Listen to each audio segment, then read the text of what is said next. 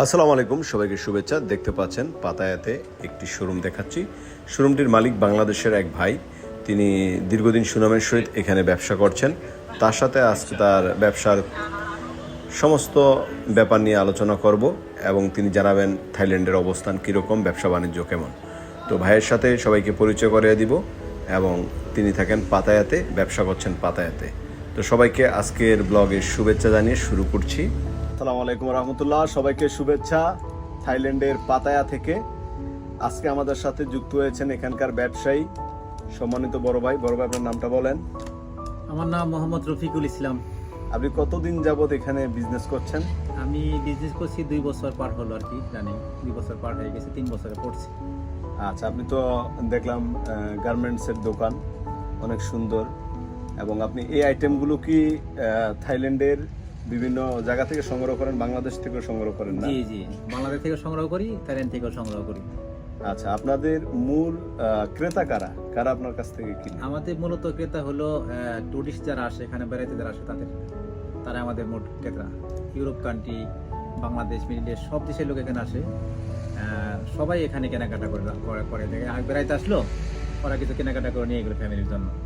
এই আচ্ছা আচ্ছা, তো আপনার কি মনে হয় যে থাইল্যান্ডের ব্যবসা বাণিজ্য বা চলাফেরা, ওয়েদার সবকিছু মিলিয়ে এখানে একটা পরিবেশ বান্ধব ব্যবসা করার জন্য? হ্যাঁ, অবশ্যই। এখানে আমার মনে হয় যে বিশ্বের মধ্যে যদি ব্যবসার উপযোগী একটা জায়গা হয় সেটা হলো থাইল্যান্ডেই।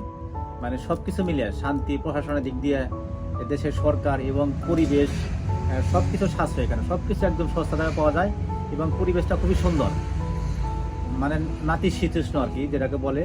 সবকিছু মিলে অনেক ভালো, অনেক ভালো, ব্যবসার জন্য উপযোগী একটা দেশ। আচ্ছা, আপনার দোকানের অবস্থানটা কোন জায়গায় যদি আপনি একটু বলতেন? আমার দোকানটা হচ্ছে থাইল্যান্ড পাতায়া বীজের সাথে একদম second road, Pattaya second road আমার দোকান। চৌরাস্তার মোড়ে একদম, চৌরাস্তার মোড়ের পাশে একদম আমার দোকানটা। এখানে ওয়াকিং এসি আছে, ওয়াকিং এসির পাশে হলো থাইল্যান্ড বীজ, সমুদ্র আর কি, সমুদ্রের পাশে একদম আমার এই দোকানটা অবস্থিত। আচ্ছা আচ্ছা, তো এইখানে কোন সিজনে সবচেয়ে বেশি আসেন, পর্যটকরা আসেন? এখানে শীতকালে সবচেয়ে পর্যটকরা বেশি আসে, যেহেতু যখন ইউরোপ কান্ট্রিতে প্রচন্ড শীত থাকে তখন বয়স্ক লোক যারা আছে তারা এখানে আসে, পরিবেশ সুন্দর দেখে এখানে আসে তারা আরাম করার জন্য। অনেক সুন্দর একটা মনোরম পরিবেশ, এখানে থাকার মতো উপযুক্ত পরিবেশ। এই জন্য ইউরোপ কান্ট্রির সমস্ত লোক এখানে 5 থেকে 6 মাস তারা এখানে এনজয় করতে আসে, ঘোরাঘুরি করে, মজা করে আর কি স্যার।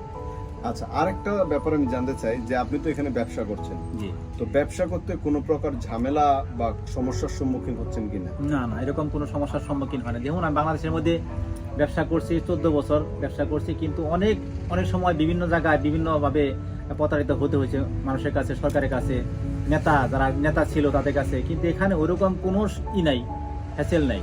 মানে খুব সুন্দর পরিবেশ। আমি যে 2 বছর ব্যবসা করছি, আজ পর্যন্ত আমাকে কেউ বলে নাই তুমি এখানে 2 ঘন্টা দোকান বেশি করলে কেন, আমাকে 1 কাপ চা খাও, এরকম কোনো পরিবেশ এখানে কেউ নাই। এবং যদি কোনো বাই চান্স এখানে কোনো এরকম কোনো দুষ্কৃতিকারী কোনো ব্যবসায়ীর উপর হামলা সৃষ্টি করে, সাথে সাথে কল করলে পরে তার নগদ অ্যারেস্ট করে তাকে বিচার করা হবে। খুব সুন্দর পরিবেশ। তাহলে আমরা বলতে পারি যে সর্বসাকুল্যে এটা একটা শান্তির দেশ। অবশ্যই। মানে আমি যতটুকু চিনছি 2 বছরের মধ্যে, আমার মনে হয় না দেশের শান্তি কোথাও আছে। এটা শান্তির দেশ ব্যবসার জন্য। আরেকটা প্রশ্ন, সেটা হলো আপনি তো এখানে থাকেন, জি, তো আবাসিকের ব্যাপারে যদি বলেন যে পাতায়াতে যে আপনি বাসা ভাড়া নিয়ে থাকতেছেন, এখানে বাসা ভাড়া কিরকম? বাসা ভাড়া একদম সস্তা পাই এখানে। বাসা ভাড়া বলতে মানে আমাদের বাংলাদেশে থেকে সস্তা রুম পাওয়া যায় এখানে। দেখা গেছে আমাদের বাংলাদেশে একটা রুম নিতে গেলে কমপক্ষে 2 থেকে 2500 টাকা লাগে পার ডে, আর এখানে সর্বোচ্চ 5 থেকে 600 টাকার মতো রুম পাওয়া যায়। এবং সুন্দর পরিবেশ, সুইমিং সহ, একদম সস্তা। মানে আপনি কি মাসিক হিসেবে ভাড়া নিয়েছেন? হ্যাঁ, আমি মাসিক হিসেবে ভাড়া নিয়েছি। তো যদি থাইবাতে বলেন যে কিরকম থাইবাত? এখানে আমার মাসিক যে রুমটা আমি নিয়েছি, ওয়ান ফ্ল্যাট, সবকিছু ভিতর আছে, মাত্র 3000 বাত রুম ভাড়া। এখানে ওই কারেন্ট বিল, পানি বিল কিছু আছে এর সাথে, দেখে তারা 500 টাকা। এই মোটামুটি অনেক সুন্দর পরিবেশ। আমি যে বিল্ডিংটা থাকি ওইটা নিচতলা পোড়া, মনে করেন যে ফুলের বাগান রাস্তা, একদম ফুলের বাগান দিয়ে ভরপুর। আমি দোতলায় থাকি এবং দেখতে খুব সুন্দর পরিবেশ, মনোরম পরিবেশ। আচ্ছা বেশ, তাহলে এখানে থেকেও শান্তি। আর খাবারের ব্যাপারে খাবার তো ভাই তুলনা করা যায় না। এদেশে খাবার যত সস্তা এবং একদম ফরমালিন ছাড়া এখানে খাবার। আপনি কি খাবেন, প্রত্যেকটা জিনিস ফরমালিন ছাড়া, এবং খাইতে গেলে পরে মানে মন ভরে যায়। দেশের ফলগুলো যা আছে, আমের কথা বলেন, আম, কাঁঠাল থেকে শুরু করে যত প্রকার ফল আছে একদম মেডিসিন ছাড়া। আমি যেখানে 2 বছর আসছি ভাই, আমি দেশে থাকতে আমার প্রত্যেকদিন ওষুধ খাওয়া লাগছে। গ্যাসের ওষুধ খাওয়া লাগছে, কিন্তু এখানে 2 বছরের মধ্যে আমি একটা ট্যাবলেট খাওয়া লাগে নাই। এত সুন্দর পরিবেশ, সুন্দর খাবার এখানে। 2 বছরে কি আপনার কোনো রোগ আক্রান্ত হন নাই? আমি কোনো রোগ হয় না আমার 2 বছরের মধ্যে, কোনো আল্লাহর মধ্যে কোনো অসুখ বিসুখ কিচ্ছু হয় না আমার। এত সুন্দর। এটা কারণ কি? মানে এটা কারণ হলো এখানে আমি যে খাবারগুলো খাচ্ছি সে খাবারগুলো একদম ফরমালিন ছাড়া, আচ্ছা আচ্ছা। কোনো মেডিসিন নাই। একবারে মনে করেন যে মাছ আমি কিনতেছি বাজার থেকে, মাছ লাফাইতেছে, সবজি কিনতেছি টাটকা সবজি, কোনো ফরমালিন দেওয়া নেই। এই সমস্ত দিন খাবার খেলে পরে আমার শারীরিক স্বাস্থ্য অনেক, মানে আমার মনে হয় যে আমার বয়স 42 বর্তমান রানিং চলে, কিন্তু আমার মনে হয় 20 বছর আমার বয়স লাগে এরকম। না তাই তো এত এনার্জি পাই আমি শুনলে মধ্যে আমার মনে হয় যে বাংলাদেশে 20 বছরের পর আমার সাথে দৌড় দেয়, আমার সাথে পারে না।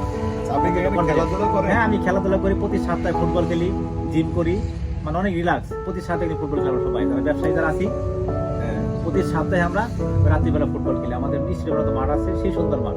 সবাই মিলে আমরা ব্যবসায়ী যারা একদিন সপ্তাহে একদিন বল খেলি, সবাই মিলে ওখানে আনন্দ ফুর্তি করে। আমি আরেকটা জিনিস জানতে চাই, সেটা হলো যে পাতায়াতে আপনার মতো কি পরিমাণ বাংলাদেশি ব্যবসায়ী আছে বা থাকে মনে হয়? এখানে ভাই যে ব্যবসায়ী আছে মিনিমাম 100-এর উপর হবে ব্যবসায়ী, শুধু আচ্ছা ফ্যামিলি আছে, কিন্তু যারা ব্যবসা করে দোকান বলতে 100-এর উপর হবে মিনিমাম আচ্ছা। ব্যবসায়ী যারা আছে। তাহলে আপনাকে ধন্যবাদ, আপনার ব্যবসার মঙ্গল কামনা করি।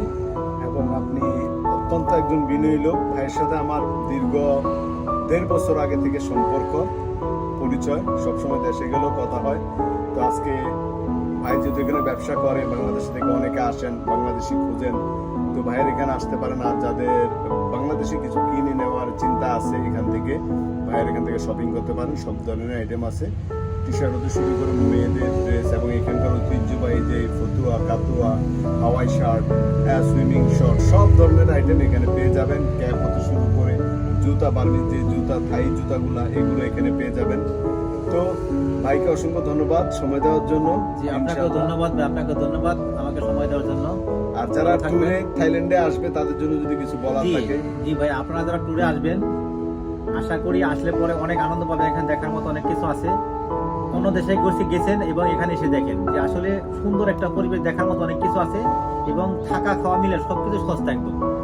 এখানে আসেন, যদি কোনো প্রয়োজনে হেল্প মনে চাই যে না আমাকে একটু হেল্প দরকার, আমার সাথে যোগাযোগ করলে পরে আমি যে কোনো বিষয়ে আপনাকে হেল্প করতে পারবো, কোনো সমস্যা নেই।